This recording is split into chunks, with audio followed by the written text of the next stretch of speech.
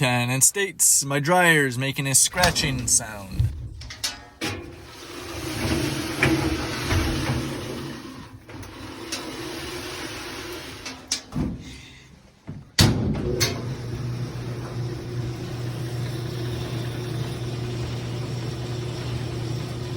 Yep, it's definitely making some type of rubbing / scratching sound. Let's pop it apart, see what we find.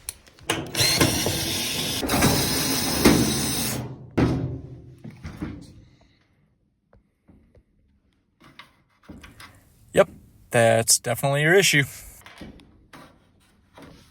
So the weight of the drum for your dryer runs on or leans on this top plastic. Those are sacrificial bearings on the top that I just removed. Those should be replaced, ever so often, but it has worn through all the way through those plastics, through this whole top part, so we're just going to replace this whole top plastic for them.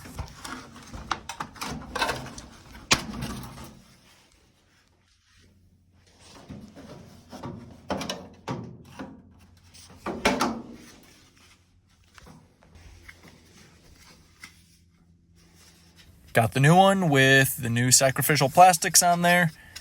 Let's button it all up.